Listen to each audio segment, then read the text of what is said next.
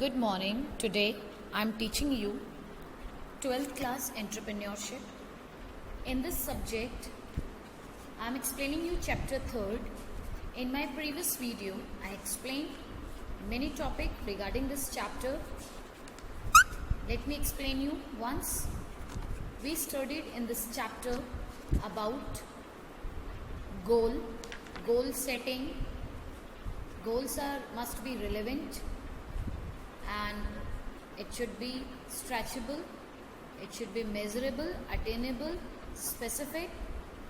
The next, marketing mix having 4 P's: product, price, promotion and place. Then we study the definition also of marketing. Marketing mix is the term used to describe the combination of the 4 inputs which constitute the core of a company. Marketing system, तो marketing mix एक मैंने आपको describe किया था कि is a combination of 4 inputs. 4 main components का इसमें combination होता है, जिसमें मैंने आपको बताया था the product, the price structure, the promotional activities and the distribution system. Okay, then we study about the product, how the product get the delivered or how the product sale in market. So first of all, we studied the components of marketing mix. First we study branding, then we study about branding as a concept, and relating to branding we studies that brand has 3 main components: brand name, brand mark, trademark. Then we study qualities of a good brand. The brand should be short, simple, easy to pronounce. It should be pleasing, impressive when uttered, and it should be linked. It should be linked to product, symbolically eye-catching, capable of being registered and protected legally also. Then we study entrepreneur's perspective on brand name. So we have 4 main types of brand. First is individual brand name, family brand name, corporate name and alphanumeric names. Then we study logo and taglines.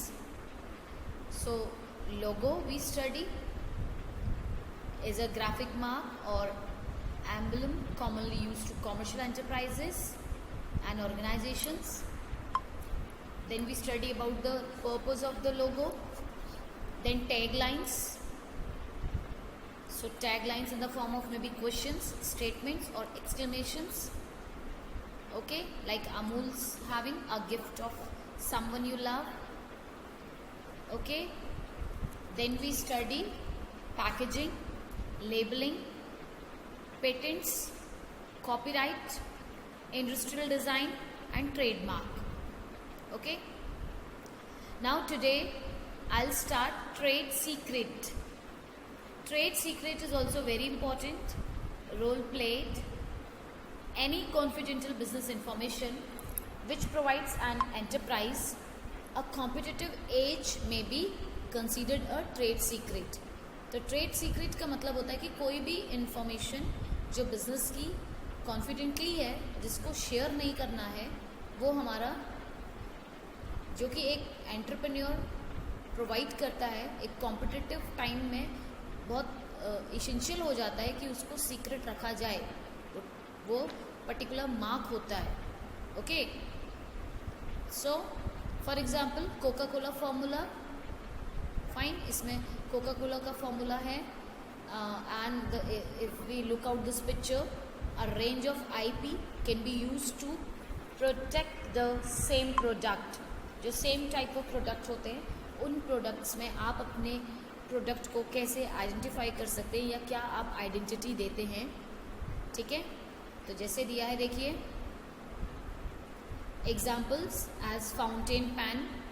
तो patent क्या है fountain pens का? For the fountain pen that could store ink. ठीक है, इसमें हम ink store कर सकते हैं. देन यूटिलिटी मॉडल, इसका यूटिलिटी मॉडल दे रखा है for the grip and pipette for injection of ink, ठीक है, the pipette of keeping the ink in a pen, it's a model utility, आप इजीली उसमें इंक भर सकते हैं. Industrial design, smart design with a grip in the shape of an arrow. अगर हम इस पेन के कैप में देखें तो we have arrow design with a grip in the shape of an arrow. So it is an industrial design.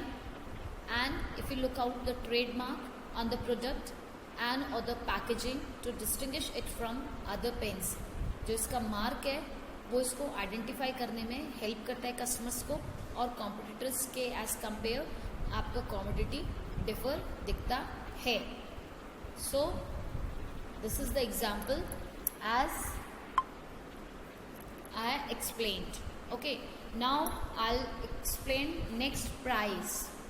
So price refer to the value that is put on product. तो price क्या होती है? वो value जो कि हम किसी product की रखते हैं, ठीक है, जिस particular price में वो commodity बिकेगा. It depends on cost of production, segment, targeted, ability of the market to pay, supply, demand and a host of other direct and indirect factors. तो किसी भी प्रोडक्ट का जो प्राइस फिक्स होता है, उस प्राइस को फिक्स करने के लिए क्या क्या ऑप्शंस हमारे सामने होते हैं. तो it is first main important, it depend totally upon the cost production, कितना उसमें लागत लगा है. सेकेंड, हमारा टारगेट क्या है, हमें लोगों तक पहुंचाना है, ज़्यादा उसको लोगों तक रीच करवाना है, तो उस कंडीशन में हम उसका कम प्राइस रखेंगे तो वो सब तक पहुंचेगा.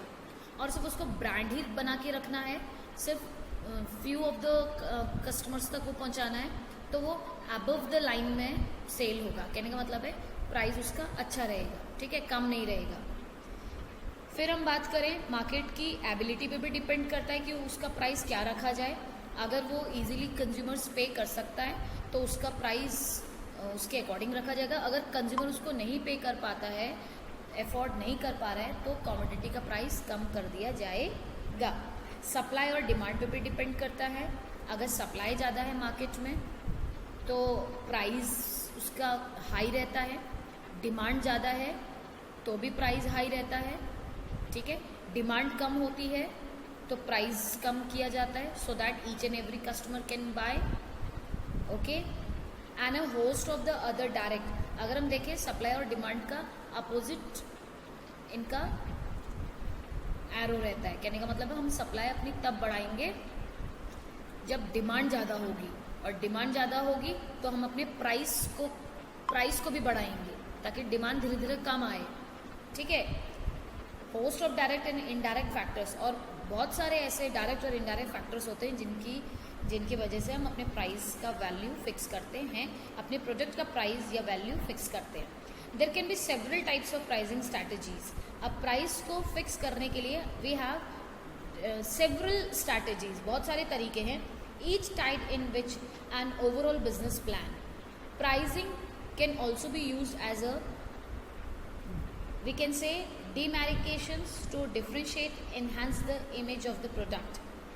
किसी भी पर्टिकुलर प्रोडक्ट का जो प्राइस होता है वो उस प्रोडक्ट की इमेज को भी दर्शाता है, ठीक है. अगर उसका प्राइस बहुत ज़्यादा हाई है तो हम बिलीव कर सकते हैं कि जो प्रोडक्ट वो है तो वो क्वालिटेटिव प्रोडक्ट होगा, अपने आप में एक ब्रांडेड वो आइटम होगा. और जितना उसका प्राइस कम होगा हमें ऐसा लगेगा कि इसमें क्वालिटी कम है और ये कम लागत में बना है, इसलिए उसका प्राइस भी कम है, ठीक है. So price is the only revenue generating element among the 4 P's. जो हमने 4 P's पढ़े थे, जिसमें promotion, price, product and one more P, that is place. So all these 4P plays a very important role while we are fixing the price of the commodity, where the manufacturer changes the price to cover the cost of production a product plus a reasonable profit. तो यहाँ पे जो हमारा manufacturer है वो अपनी price को fix करता है ताकि जो उसमें लागत लगी है, जितना कॉस्ट उसमें लगा है उतना प्राइस उसको मिल सके, ठीक है. एक रिजनेबल प्रॉफिट वो अर्न कर सके।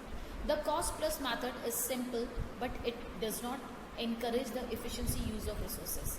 तो अपने आप में अगर हम देखें जो कॉस्ट प्लस मैथड है वो हमें it does not encourage to efficient use of resources. वो हमें फोर्स नहीं करता कि हम बहुत ज़्यादा मात्रा में रिसोर्सेज को बनाएं, क्योंकि जब हम बहुत ज़्यादा रिसोर्सेज की हेल्प से प्रोडक्ट को बनाते जाएंगे, प्राइस बहुत कम है, लोग उसको खरीदते जा रहे हैं, हमें प्रॉफिट मिल रहा है, तो हमें ये स्ट्रैटेजी नहीं अपनानी है।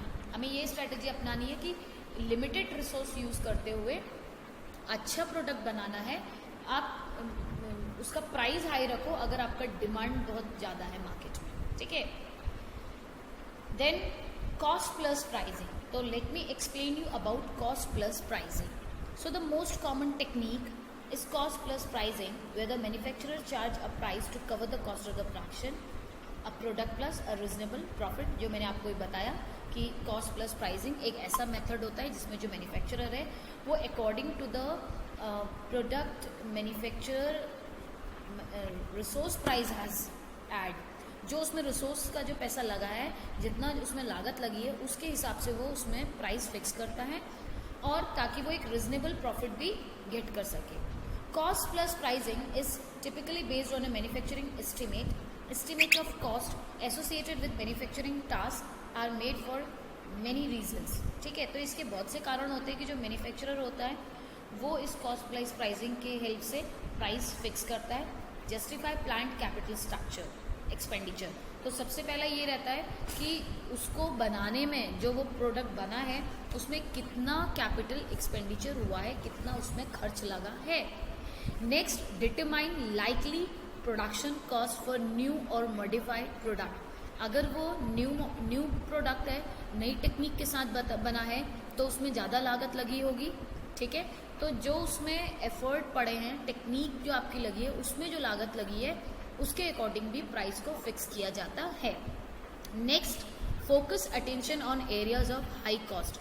और उन एरियाज को फोकस किया जाता है जिन एरियाज में हाई कॉस्ट होने के बाद भी कंज्यूमर उनको खरीद रहे हैं, ठीक है।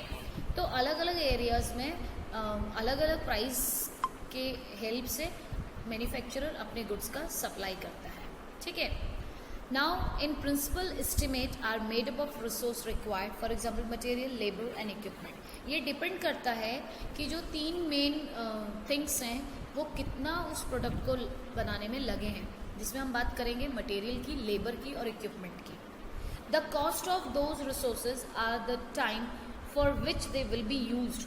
कितना टाइम कितना मटेरियल लगा है, how many labors we used and how many equipments we includes for making the particular goods and service। For these factors are estimate of cost of carrying out a manufacturing process is made। तो manufacturing process में कौन कौन से factor लगे हैं, कौन कौन सी चीज़ें उसमें ऐड ऑन हुई है, क्या क्या एक्सपेंडिचर हुए, उसके अकॉर्डिंग हम प्राइस फिक्स करते हैं। हम बात करें मैन्युफैक्चरर की, जो मैन्युफैक्चरर प्राइस को फिक्स करता है, जितनी लागत लगती है उसके अकॉर्डिंग वो फिक्स करता है। Accounting method are usually use for depreciation and cash flow analysis when capital expenditure justification are to be made. अब डेप्रिसिएशन का मेथड भी इसमें यूज़ होता है, जिसको हम अकाउंटिंग मेथड्स भी कह सकते हैं, जिसमें ये चेक किया जाता है कि जो हमने मशीनरी यूज़ कर रहे हैं उन मशीनरीज की कितनी लागत से वो बन रहा है और कितना हमारा कैश फ्लो हो रहा है, कितना पैसा लगा लगातार, कितना हमारा कैपिटल एक्सपेंडिचर हुआ। ये सारी चीज़ जस्टिफाई की जाती है, तब हम एक प्राइस फिक्स कर पाते हैं। Now advantages of cost price plus pricing. क्या क्या एडवांटेजेस होते हैं अगर हम अपने कॉस्ट को, जो हमने लागत लगाई है, वो अकॉर्डिंग टू प्राइस फिक्स करें। तो biggest advantages of this is that company know exactly the amount of expenditure. इसका एक एडवांटेजेस ये होता है कॉस्ट प्लस प्राइसिंग का कि जितना कंपनी ने किसी कमोडिटी को बनाने में एक्सपेंडिचर लगा रखा है, उसी के अकॉर्डिंग जितना भी मेकिंग लगा है, मेकिंग चार्जेस लगा है किसी प्रोडक्ट को बनाने में, वो सारा उसमें ऐड होता है। So biggest advantages of this is that company know exactly the amount of expenditure. जो कॉस्ट प्लस प्राइसिंग मेथड है उसका सबसे पहला एक बेनिफिट हमको ये होता है कि हमारा एक्सपेंडिचर का अमाउंट हमें पता चलता है। and that has incurred on making a product. So this